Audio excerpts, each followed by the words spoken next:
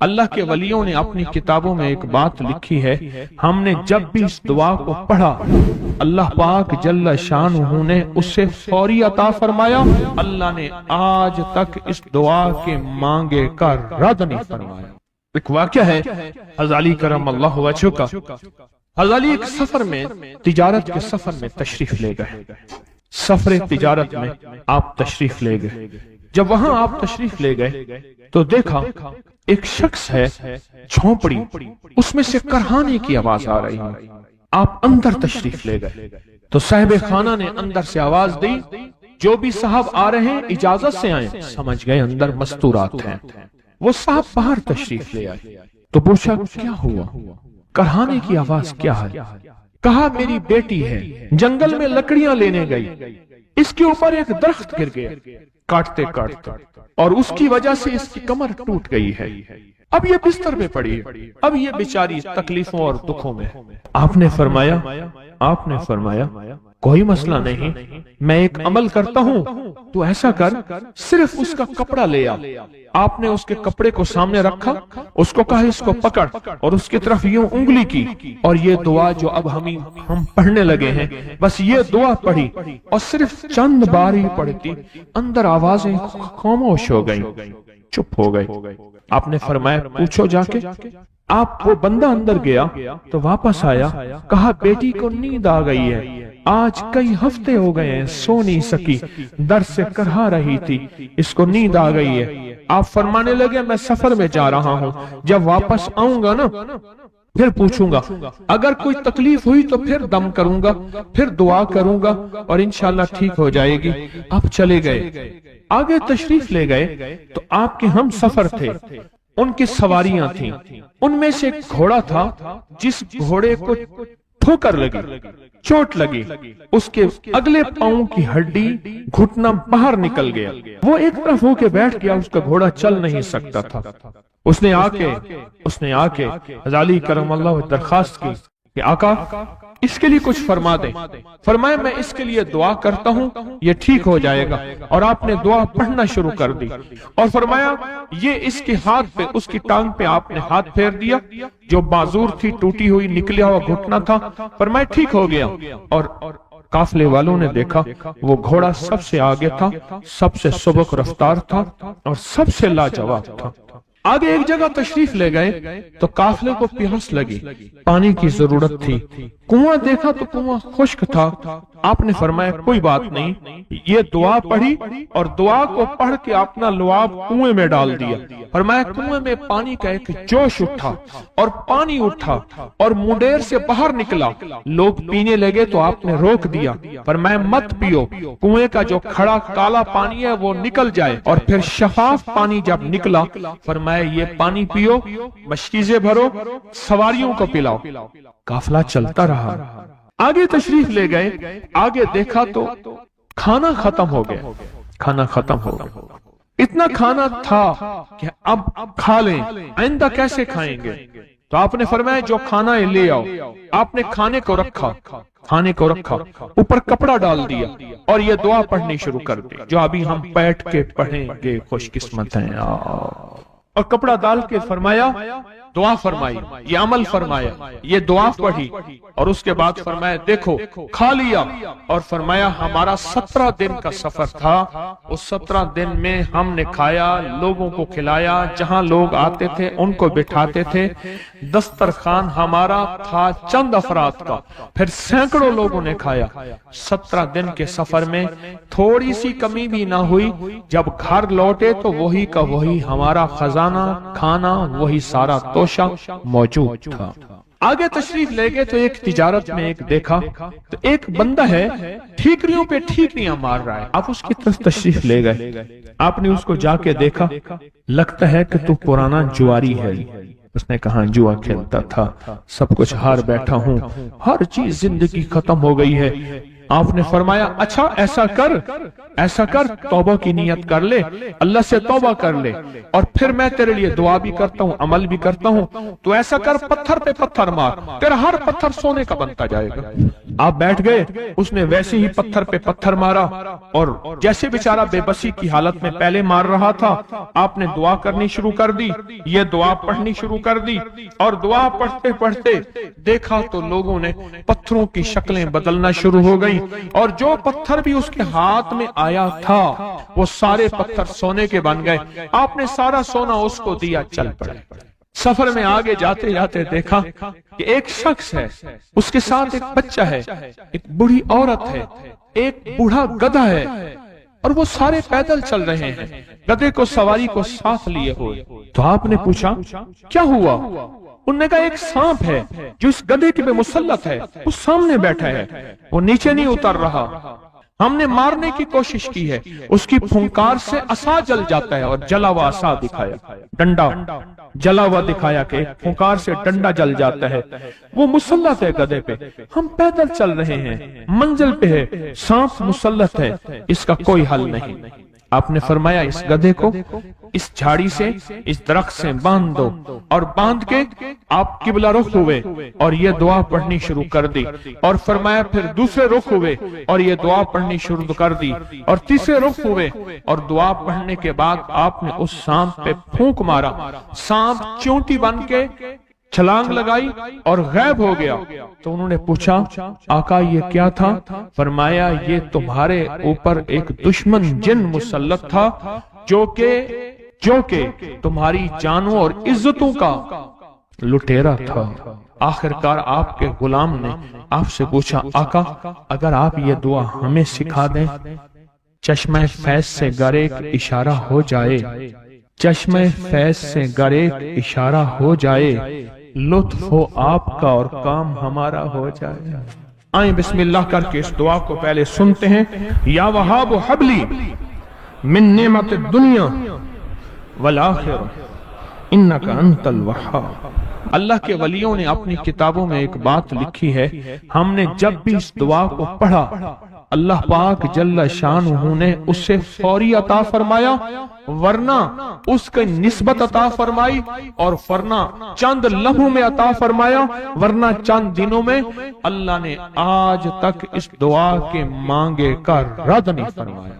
Race کی وسعت کے لیے جو میں بتاتا ہوں کہ بندہ ہے 129 دن اور 129 دفعہ سورۃ کوثر پڑھ اور پھر آنکھوں سے رب کی طاقت کے جلوے دیکھ۔ 129 دن اور 129 بار۔ آپ بتائیں جو یہ پڑھتے ہیں 129 بار سورۃ کوثر کتنا وقت لگتا ہے؟ صحیح بتائیں، اگر نہیں پڑھتے نہ بتانا۔ 10 منٹ کی آواز بھی ہے، 7-8 منٹ کی آواز بھی ہے، 15 منٹ کی آواز بھی ہے، ہم 15 منٹ لے لیتے ہیں، 15 منٹ لے لیتے۔ کیا روزانہ کے 15 منٹ ہمارے لیے مشکل ہے؟ 129 بار سورۃ کوثر، اور اگر جگہ اور وقت ایک ہو تو پھر اس کی طاقت اور تاثیر حیرت انگیز طور پہ دگنی ہو جاتی ہے۔ زمان اور مکان، وہی وقت وہی جگہ، مجبوراً اگر نہیں ہے تو کوئی حرج نہیں، پر یقین، دل کی گہرائیاں، اندر کا درد اور پورے خشوع خضوع، دھیان، طلب، تڑپ اور جذبے کے ساتھ پڑھ 129 بار۔ اصل میں یہ 129 کا جو عدد ہے نا، لفظ لطیف کا عدد ہے، یا لطیف ہو نا، لطیف، 129 بار اور 129 دن۔ پھر قدرت کے خزانے اور رب کی رحمت کے خزانے، اس کی عطا اور شفقت کے خزانے، اس کی مہربانی کے خزانے۔ ایک اور چیز بتاؤں، دیدار مصطفیٰ کے لیے، کملی والے کے دیدار کے لیے سورۃ کوثر بہت باکمال ہے۔ اب اس کے فائدے سنتے جائیں، 129 دفعہ کے فائدے ذرا سنتے جائیں، کیونکہ میرے آقا کی تسلیوں کے لیے، دلجوئیوں کے لیے یہ آیت، یہ سورت اتری تھی۔ قرآن کی سب سے چھوٹی سورت ہے۔ دلجوئیوں کے لیے تانے دے دے کے ظالموں نے میرے آقا کا سینے کو چھلنی کیا، اور اللہ پاک جل شانہ نے فرمایا میرے حبیب کیوں غمزدہ ہیں، ہم نے آپ کو کوثر دے دی۔ اور میرے حبیب یہ جو تانے دینے والے ہیں، آپ پہ جادو کرنے والے ہیں، آپ پہ نظر بد کے حملے کرنے والے ہیں، اور آپ کے ساتھ حسد کرنے والے ہیں، یہ ان نشان آقا ابتر، یہ تو ایسے ابتر ہوں گے، ان کی زندگی ابتر ہوگی، ابتر سے ابتر اور ابتر ہوگی کہ بس زمانہ دیکھے گا وہ شماتت الاعداء، اور ان کے دشمن ان پہ ہنسیں گے، ایسے ابتر ہوں گے۔ 129 بار سورت کوثر دیدار مصطفیٰ کے لیے، 129 بار سورت کوثر جادو کے آخری توڑ کے لیے، 129 بار سورت کوثر جادو کو خود پلٹانے کے لیے، پلٹ جاتا ہے۔ 129 بار سورت کوثر آفات اور بلیات کو دور کرنے کے لیے، 129 بار سورت کوثر انزائٹی، ٹینشن، ڈپریشن اور اسٹریس کے لیے، اور 129 بار سورت کوثر پرسکون نیند کے لیے، 129 بار سورت کوثر پرسکون زندگی کے لیے، اور 129 بار سورت کوثر پھر دنیا حسنہ کے لیے۔ ایک درویش تھے، لوگوں کو اللہ اللہ سکھاتے تھے۔ ایک جنگل میں جا رہے تھے سفر میں کہیں، تو ایک جگہ جو ہے رات پڑ گئی، ایک درخت کے نیچے قیام کیا۔ جب قیام کیا تو رات کو آنکھ کھلی تو سنا کہ دو بندے آپس میں باتیں کر رہے ہیں، آنکھیں بند ہیں، کان کھلے ہیں، یعنی نیند کھلی ہوئی ہے۔ جاگتے میں آواز آئی، ایک بندہ کہنے لگا اس کو ہم چھیڑیں، تنگ کریں، یعنی کسی بیماری میں، کسی دکھ میں، کسی تکلیف میں، کسی مشکل میں، کسی پریشانی میں، کسی ناکامی میں، کسی الجھن میں اس کو مبتلا کریں، اس کو مبتلا کریں۔ دوسرا کہنے لگا چھوڑ، تجھے اس نے کیا کہا ہے، تو اس کو کیوں تنگ کرتا ہے؟ نہ میں اس کو تنگ کروں گا۔ ایسے قوم جاتے جاتے کسی کو انگلی لگا دی، کسی کے آگے پاؤں کر دیا، پاؤں کے بل گر گیا۔ کوئی کیا کر رہا ہے؟ بعض لوگوں کا مزاج ہوتا ہے، یہ لوگوں کے مزاج میں کمی ہے، شیاطین کا مزاج ہی یہی ہے، اس لیے جو اس مزاج کا بندہ اس کو شیطان کہتے ہیں۔ عمومی معاشرے میں نا وہ بڑا شیطان آدمی، اس کا کام لوگوں کو تکلیف دینا ہے، تو اس نے کہا اس کو تکلیف نہ دے۔ اچھا یہ اب سن رہا ہے، یہ سن رہا ہے، اس نے کیا کیا؟ دل ہی دل میں شہد اللہ انہ لا الہ الا، یہ قرآن پاک کی دو آیتیں بغیر حساب تک انمول خزانے میں، قرآن پاک کی آیت ہے، یہ اس نے دل ہی دل میں پڑھ لی، بس ایک دفعہ پڑھ لی دل ہی دل میں۔ جب دل ہی دل میں اس نے پڑھ لی، دل ہی دل میں، جب دل ہی دل میں اس نے پڑھ لی، اب دوسرا کہتا ہے جو نیک تھا، شریف تھا، ایک شریر تھا، انہوں نے کہا اب بتا، تیری اور میری ذمہ داری ڈیوٹی لگ گئی ہے، صبح تک کسی حفاظت کرے۔ تجھے کہا تھا نہ چھیڑے اس کو، اب تیری میری ذمہ داری لگ گئی ہے کہ صبح تک اس کی حفاظت کرے۔ اس نے کیا کیا؟ بے بس تھا، دو جنات ہیں، ایک شریف ہے، ایک شریر ہے، اور مجھے تکلیف دینا چاہتے ہیں، کیا کریں؟ اس نے فوراً اس ہستی کو پکارا جس نے اس نے کہا تھا اماں، اس نے فوراً اس ہستی کو پکارا جس کے ہاتھ میں کائنات کے سارے راز، طاقتیں، قوتیں ہیں، اور اس ہستی نے کیا کیا؟ اب ان کی ڈیوٹی لگا دی، اب ان کی ذمہ داری لگا دی کہ صبح تک اس کی حفاظت کریں جب تک وہ نہ جاگے۔ پہلے دن سے ہمارے ساتھ دشمنی کا فیصلہ ہے، پہلے دن سے ہمارے ساتھ دشمنی کا فیصلہ ہے، پہلے دن سے، اور وہ فیصلہ ہو کے رہا ہے، اور اس کی وجہ سے ہم تکلیفوں، پریشانیوں، نقصانوں اور مسائل میں چلے آ رہے ہیں۔ اب اس کا تحفظ کیا ہے، اس کی حفاظت کیا ہے، کیا کریں؟ ایک خود لڑیں، ہواؤں سے لڑنا۔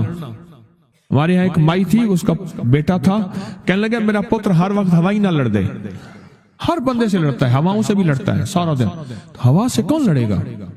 ہم خود کہتے ہیں ہوائی چیزیں، جنات کا نام ہم نے ہوائی چیزیں بھی رکھا ہوا ہے کہ ایسی چیزیں جو ہوا کے جھونکے کی طرح نظر نہیں آتی۔ ہمارے معاشرے میں جنات کو ہوائی چیزیں بھی، اوپر کی چیزیں بھی کہا جاتا ہے، ہوائی چیزیں بھی کہا جاتا ہے۔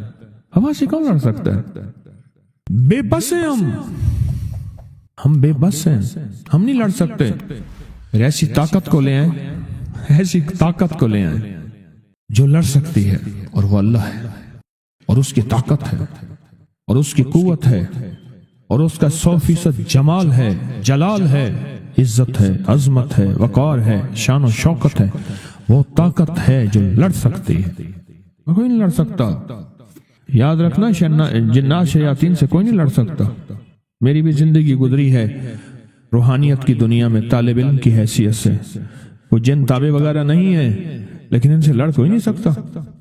ان سے اگر اللہ کی مدد ساتھ نہیں ہے اور اللہ کے نام کی طاقت اور ڈھال ساتھ نہیں ہے، ان سے کوئی نہیں لڑ سکتا، اور نہ لڑنے کی کوشش کرنا۔ اللہ کی مدد، یہ آیت الکرسی کیا ہے؟ یہ ساری اللہ کی مدد ہے، اللہ کی منت اور خوشامت ہے۔ ترجمہ اٹھا کے دیکھ، یہ آیت الکرسی ساری میرے اللہ کی منت اور خوشامد ہے۔ اللہ لا الہ الا هو الحی القیوم، مولا تیرے علاوہ ہے ہی کوئی نہیں، لا الہ الا الحی، تو ہمیشہ زندہ ہے، موت نہیں، القیوم سب مٹ جائیں گے تو قائم ہے، لا تاخذہ سنہ، اے مولا تو وہ ہستی ہے جسے نہ نیند آئے نہ اونگ آئے، ولا نوم، لہو ما فی السماوات و ما فی الارض، ساری کائنات، ساری زمینیں، سارے آسمان مولا تیرے ہی ہیں، حکومت تیرے پاس ہے۔ من ذا الذی یشفع عندہ الا بإذنہ، کون ہے جو سفارش کرے، تیرا امر ہوگا تو سفارش ہوگی، تیری حکومت طاقت کے سامنے کوئی بندہ نہ ہل سکے، نہ آنکھ اٹھا سکے۔ یعلم ما بین ایدیہم وما خلفہم، تو ہمارا پچھلا ڈیٹا بھی جانتا ہے، تو ہمارا اگلا ڈیٹا بھی جانتا ہے، ہماری پچھلی کیمرے کی ساری ریکارڈنگ تیرے پاس ہے، ہماری اندھیرے اجالے تیرے پاس ہیں، ہماری صبح شامیں تیرے پاس ہیں، ہمارے دل کے تصورات تیرے پاس ہیں، دل کی سوچیں اور خیالات تیرے پاس ہیں۔ ولا یحیطون بشیء، اور تیری طاقت ہر کسی پہ غالب ہے، احاطہ کیا ہوا ہے، الا بما من علم، الا بس تیرے علم میں ہے، وسع کرسی، تیری کرسی بڑی وسیع ہے، تیرا اقتدار بڑا وسیع ہے، تیری حکومت بڑی وسیع ہے، تیری پاس کئی سکندر آئے اور گئے، کئی سکندر آئے اور گئے۔ میں خوارزم میں گیا، وہاں بخارا سے آگے، بہت آگے، وہاں کا سفر تھا جہاز کا، بہت آگے، وہاں کئی میلوں میل، وہاں ایک شہر تھا، اس کا نام تھا نوراتا۔ شیخ ابو الحسن نوری رحمت اللہ علیہ، ہمارے بڑوں کی کتابوں میں ان کے تذکرے آتے ہیں، ان کا وہاں مزار تھا، اور لوگ ان کے ہاں آ کے 9 راتیں گزارتے تھے، اور وہ اللہ اللہ سکھاتے تھے۔ یہ بڑوں کے ہوتے تھے، جیسے سال کے بعد، یہ بھی آج راز بتا دوں، سال کے بعد بزرگ ہر کونے، ہر کریے، ہر گوشے میں نکل جاتے تھے، لوگوں کو اللہ اللہ سکھاتے تھے۔ ایک جگہ مخصوص ہوتی تھی، مرشد کا آستانہ، سال کے بعد وہیں جمع ہوتے تھے اور ایک دوسرے سے ملتے تھے، میل جول ہوتا تھا، اس میل جول کا نام ہے میلہ، ملنا، میل جول۔ اب وہ میلہ بنتے بنتے کہاں نکل گئی، میلے کا نام آتے ہی فوراً سرکس آتی ہے۔ حالانکہ میلہ کیا تھا، ملتے تھے، فلاں علاقے کے حالات کیا ہیں، فلاں گاؤں کے، فلاں قریے کے، فلاں شہر کے کیا حالات ہیں، وہاں لوگوں کی دینی حالت، ایمانی حالت کیا ہے، وہاں کیا باطل کفر ہے، وہاں کیا نظام ہے، کیا ایک دوسرے سے ملتے حالات بتاتے تھے، پھر چند دن ساتھ رہتے تھے، ایک دوسرے سے حالات لے کے پھر لوگوں کو اللہ اللہ سکھانے نکل جاتے تھے، پھر سال کے بعد اکٹھے ہوتے تھے۔ اس کا نام تھا میلہ، اس کا نام تھا میلہ۔ اور اس کا نام کیا تھا، پہلے کیا بتایا میں نے، نوراتا۔ نوراتے کسی درویش کے پاس آتے تھے، اللہ کا نام بھی سکھاتے تھے، دم بھی کرتے تھے، دعا بھی کرتے تھے، اس کو اللہ اللہ بھی کراتے تھے، بھلا چنگا، صحت مند، تندرست، مسائل کو حل پا کے چلا جاتا تھا۔ یہ تھا نوراتا۔ شیخ ابو الحسن نوری رحمت اللہ علیہ نے 9 راتوں میں لوگ آتے تھے۔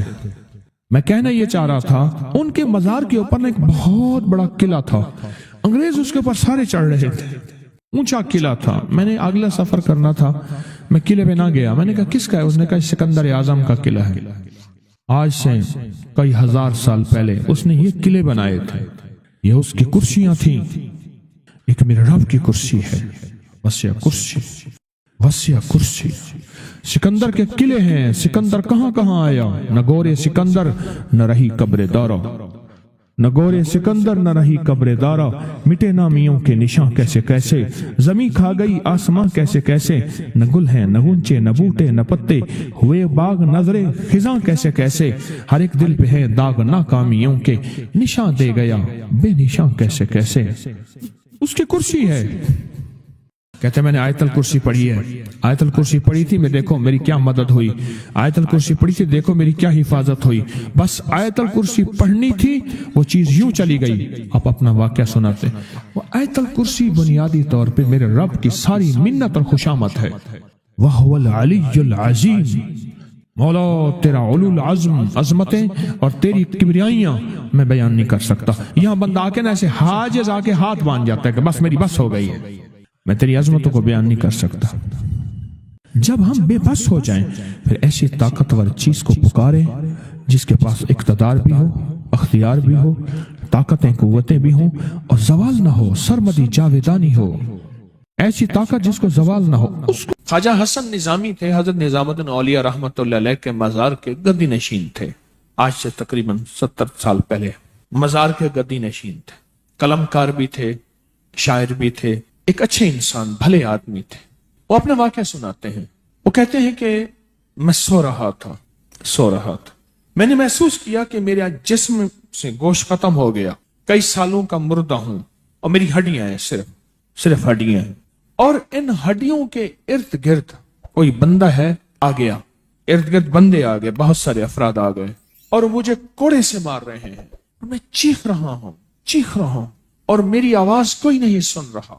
انہوں نے چند بار کوڑے مارے ہی تھے، تھوڑی دیر ہوئی، گونج پیدا ہوئی اور اس گونج کے اندر ایک لہریں تھیں جو آ کے ان کو لگی اور ان کے ہاتھ سے کوڑے گر گئے، پھر لگی وہ خود گر گئے، پھر لگی وہ مٹی ہو گئے، پھر لگی وہ گونج آ رہی ہے، قریب آ رہی ہے اور ان کی مٹی اڑ گئی، اور وہ پھر لگی وہ صفا ہستی سے مٹ گئے، وہ گونج آ کے مجھے لگی، راحت کا ذریعہ بن گئی، جو کوڑوں کی تکلیف تھی وہ ٹھنڈک، اور آ کے وہ میرے اوپر چھاؤں بن گئی اور میں اس میں دب گیا، میں اس میں چھپ گیا۔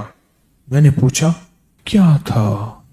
کہا تیرے حاسد تھے، تیرے دشمن تھے، جادوگر تھے، ظالم تھے، تکلیف دینے والے، تجھے مٹا دینے والے، تیرے ساتھ انتقام لینے والے، تیری خوشیوں کو ختم کرنے والے، تجھے غم کے زہر کا پیالہ پلانے والے، تیری راحت کو چھیننے والے، تیری زندگی کو تلخ بنانے والے، تیری خوشیوں پہ خوش نہ ہونے والے، یہ سارے کے سارے وہ ظالم تھے۔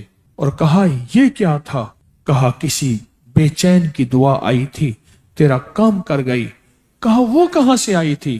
کہا تجھے خبر ہی نہیں، تو نے کسی بے چین کو راحت پہنچائی تھی، اور راحت اللہ کی بارگاہ میں اتنی وزنی بن گئی کہ اللہ نے اس کی دعا کو تیرے لیے راحت کا ذریعہ بنایا، تو نے اس کو راحت پہنچائی تھی، اس کی دعاؤں نے تجھے راحت۔